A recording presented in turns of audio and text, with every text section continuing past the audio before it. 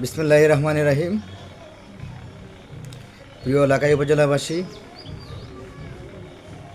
আপনাদেরকে জানাই পবিত্র ঈদুল আজহার শুভেচ্ছা। আমি অ্যাডভোকেট মোহাম্মদ হারুনুর রশিদ, লাখাই উপজেলার হসপিটাল গেটে বহুল খ্যাতিসম্পন্ন একটি ফার্মেসি মামনি ফার্মেসি থেকে আপনাদেরকে জানাচ্ছি শুভেচ্ছা। সেই সাথে আপনারা অবগত আছেন যে সিলেট বিভাগ তথা হবিগঞ্জ জেলার একটি সুনামধন্য ও বৃহৎ সংগঠন ঢাকাস্থ লাখাই উপজেলা সমিতি। ঢাকাস্থ লাখাই উপজেলা সমিতি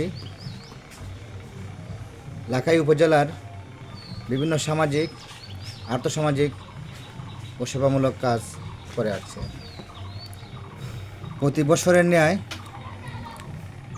এবছর যেন লাখাই উপজেলায় ঈদ উপলক্ষে কোনো দাঙ্গা অথবা মারামারি না হয়, সেজন্য লাখাই উপজেলা সমিতি একটি সচেতনতামূলক কার্যক্রম গ্রহণ করে আছে।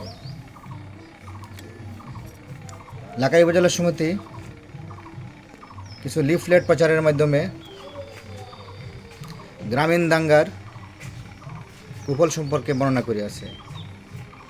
লাখাই উপজেলা সমিতি চায় লাখাই একটি দাঙ্গামুক্ত উপজেলা হিসেবে গড়ে উঠুক। দাঙ্গার কী কী কুফল আছে, সেসব কুফল ঢাকাস্থ লাখাই উপজেলা সমিতি তার প্রচারিত লিফলেটে পাবলিশ করে আছে। দাঙ্গা একটি